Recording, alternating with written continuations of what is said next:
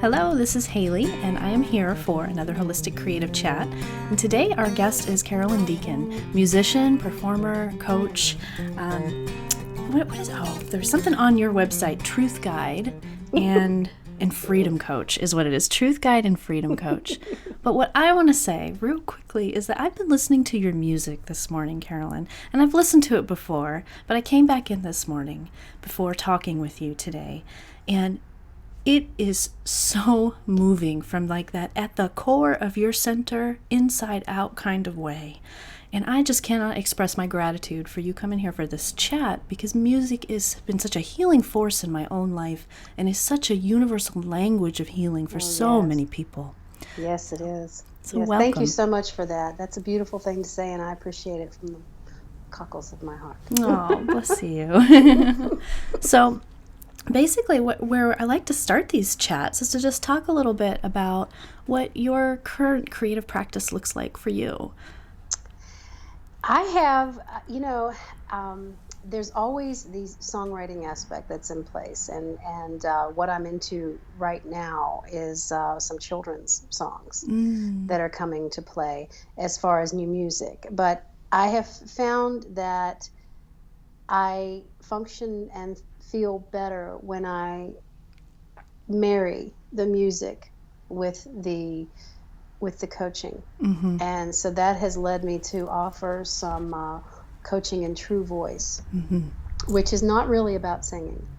It's really about guiding women who have over the years swallowed their truth and let their voice be silenced in relationship, in career, in childhood. And that is just kind of just exploded, and it's been my own journey. It's been my own journey for many, for most of my life. And I just found that the music plays a centerpiece in all of it, just because music helps you retrain thought patterns effortlessly. But that's what I'm doing now. And, with the music and the coaching, and I do travel around and perform regionally and do workshops and retreats, and I think that's what you're asking. But if it's not, just ask something else, and I'll be happy to answer it in the way you want. Well, I love that you brought up the true voice work that you're doing immediately. Well, that's the name of what I forgot to mention is you're one of our contributors this year for Spectrum 2015. And yes, I'm honored and delighted to be part of that. And the name of your workshop is Your True Voice Empowered with Ease. Yes. And I'm just so delighted because this is such important work, and I can completely understand why it's exploding for you, because so many women need this work. So many people need this work. So many people need this work, yes. And men women, too. Yeah, absolutely. Men too. And, the thing is, when you're not living in true voice, you're never going to be in alignment with your best life. You're never going to be in alignment with spirit, because your true voice is spirit, in my not so humble opinion. That's been my own journey. So it's deep work, but it's probably, in my own experience and from the feedback I get from my private clients, it's some of the most, if not the most important work you can do. Absolutely. And I love how you acknowledge that as an artist, you feel most aligned when you're marrying or combining both your songwriting and your music expression with the helping of people. And that's something that I deeply relate to as well. I know you do. With my own visual practice. Yes, and that. Yes. And I think more and more people are seeing that. There's something about that expressive piece with the service piece and the helping piece. Absolutely. Absolutely. I sang, I've been singing professionally for 20 plus years. And for most of that, there was an emptiness. I felt an emptiness and like, what's the point? There's more to this. What am I missing? And in the midst of all that, I had my own personal challenges, and as we all do.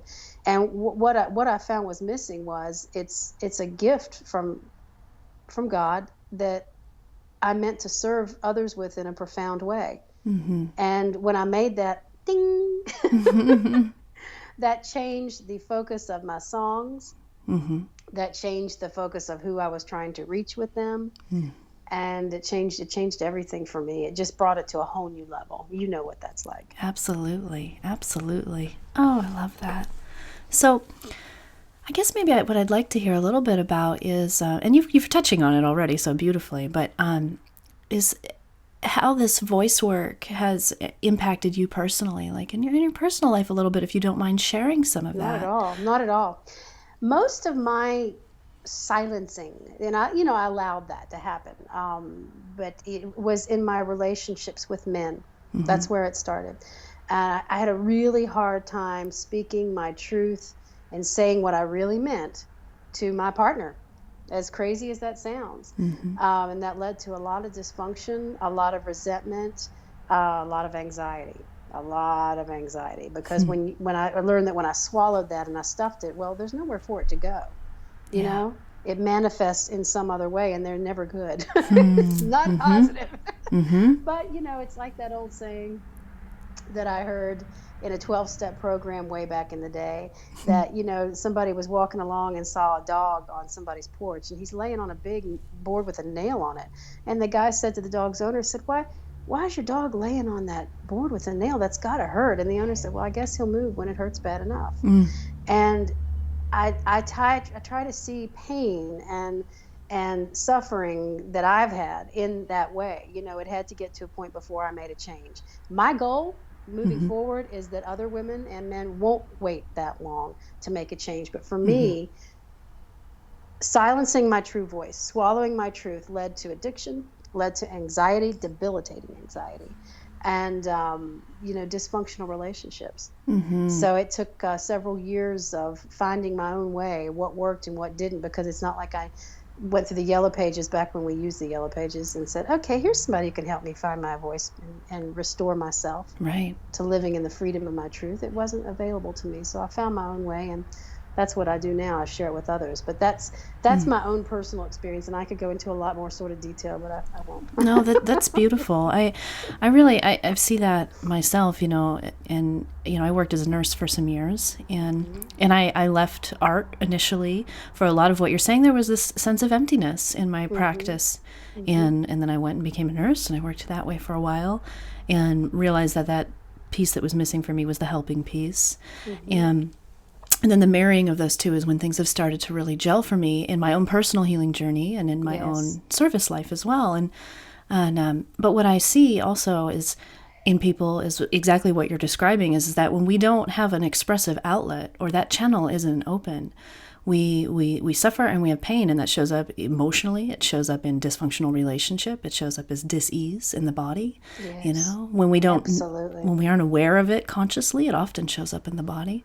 And I love what you said, when we're not aware of it consciously, because it's been my experience with myself and with other women, that they're often not aware of it. It's not something you can immediately label, and that's the cunning and deceptive piece of learning of living in mistruth and living in true voice silence, is that you're often not aware of it. You're getting this problem, you're getting that challenge, things aren't working, and something doesn't feel right, but you don't know what it is because you've lived in mistruth for so long. Right. And it's hard sometimes. It can be really scary to come and say, you know what? I've got this in my heart. This is what I really feel and mean, but I don't think this person's going to really gel with it or like it, or this is going to be a negative response, and I'm scared of that. So there's a lot of fear attached to that, and that's what we work on overcoming. Beautiful. And it's beautifully expressed when you do. Absolutely. There's no wrong in it. Yeah. And I find like that expressive channel, it just brings clarity to all facets of our lives. Absolutely. It just, it's like shining the surface, or something. Amen. Absolutely. So, do you sing every day? I do. Not for anyone every day. I do. I have performances once or twice a month. That's about all I want to take on right now. But I sing every day around my house. I sing to my daughter. I sing with my daughter. I sing till my husband tells me to hush because he works upstairs. Something we're remedying. I don't recommend it. Everybody's working from home. Yeah, we do that too at this house. So. Oh, do you? Your husband works from home too? He's a musician. So. He is it. There you go. Okay. I'll crank my music and I'll start to sing, and I can just feel it coming. So yeah. I do sing. Yeah. And I find that when I'm not singing, that's time to check in, do a little alignment because something's off, because that's my gauge. That's what I'm I find singing. too. Yeah, Yeah. when I'm not making stuff, when I'm not creating visually and using that language, or music too. Music has been an expression for me that's always worked well my whole life. And but that's it right there. When I start feeling funky, I've learned quickly, or if I'm getting irritable with people, or I'm just not being who I am, who I want Right. to be, my highest Who you want self. to be. Right. Yeah. When I notice that starting to happen and I'm just not feeling right, I know now, like the first question is, okay, when was the last time you made art? When was the last time you went and sat So at your instrument just for you, right. Right. Yeah. Absolutely. All right, Carolyn. So the question I ask everybody on this is, how do you define healing today? For me, I define healing as my connection with spirit, with God, and it's a very intuitive process. That's what it looks like for me today. Oh, I love that. I can feel that. It wasn't always that way, Yeah. Yeah. but it's come to that. And for me, that's really and I'll add to that the healing comes in through recognizing that we really all of us, part of the same one breathing, living, seeing body. And we're all here for a purpose. And when we step away from that purpose for myself, my healing stopped. Amen. Yeah. I love that. All right. So is there anything that you have coming up that you'd like to share? Anything on your site that you'd like people to come check out? Yes, I'm not sure, my little girl, Oh. when you're going to run this. Just a couple days. Just a couple days. Okay, yeah. Well, I actually have a free call coming up this afternoon. That's a full moon tryst, and it's Ignite Your Voice, and it's just a short 20-minute call where I'll be sharing some techniques that I use to strengthen true voice, and we'll talk about why it's so important. And then my new program that I'm super excited about. It's so from the heart. It's True Voice Restored with Warrior Archetype. Yeah. And that starts in a couple weeks on February 16th. And you can actually go to my website under Empowered Voice Coalition, which is the kind of the mothership container that contains each of these programs, and learn more about it. I'm always available on Facebook, or you can contact me through my website if anybody has any questions about it. But Warrior is really the first of the 3 archetypes. And there's Warrior, there's Mother Creator, and there's Queen. And each of them, we all embody each of these archetypes. Warrior's the first. She comes into her circle to be nourished and have her cup filled to the point of overflowing. And then she learns what her truths are. And a lot of times those truths are hidden. But there are guideposts to our best life.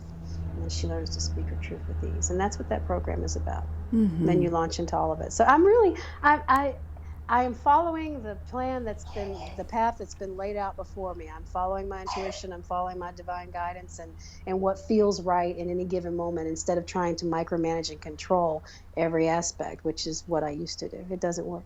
It's a lot of surrendering and releasing and just saying thank you for this, and just really excited about it, being able to serve in that way. That's beautiful. There's a real grace to be found in that, I find, when we just kind of surrender to what is coming and what we're here to do, like you're saying. Yes, absolutely, absolutely. Well, Carolyn, thank you for your time, and I'll be leaving a little link down below for people to come visit you. So, thank you so much. I have so enjoyed this. Oh, it's been what a blessing you are to so many people. Oh, thank you. All right, bye everyone. Bye-bye.